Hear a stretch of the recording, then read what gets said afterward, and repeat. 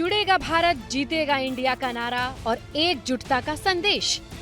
साल भर में ये नारा नाकाम हो गया।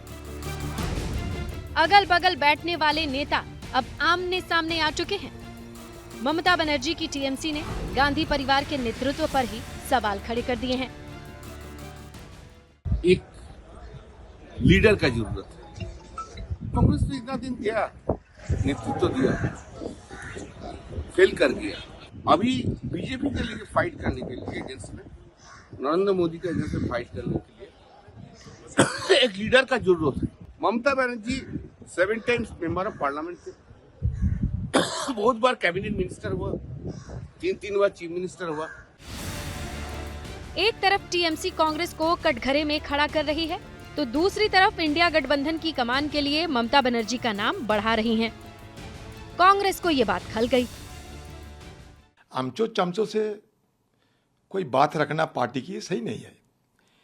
इसलिए सही नहीं है कि तृणमूल पार्टी, सबसे बड़ी बात है कि पहले वो नेशनल पार्टी की दर्जा मिले थे, लेकिन अब घटकर आ गया क्षेत्रीय दल में।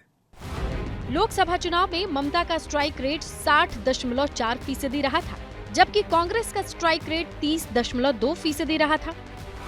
अभी विपक्ष की बात करें तो लोकसभा में कांग्रेस के 100 सांसद हैं, दूसरे नंबर पर एसपी के 37 सांसद हैं, तीसरे नंबर पर ममता की पार्टी जिनके पास 29 सांसद हैं।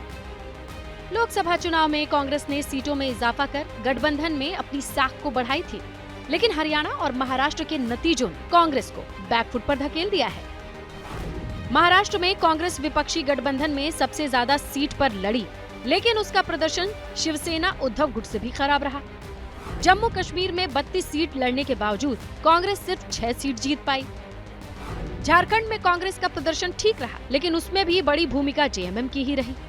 कांग्रेस गठबंधन की कमजोर कड़ी साबित हो रही है। सहयोगी भी अब आंखें दिखाने लगे हैं। यूपी उपचुनाव में एसपी ने कांग्रेस को सियासी जमीन ही नहीं दी थी, जिस पर पीएम मोदी चुटकी भी ले चुके हैं। कांग्रेस पार्टी के लिए अब अपने दम पर सरकार बनाना लगातार मुश्किल हो रहा है।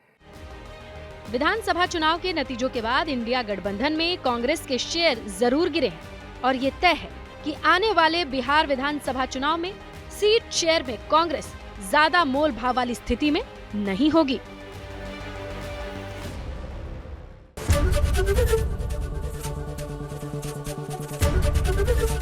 एबीपी गंगा, खबर आपकी, जुबान आपकी।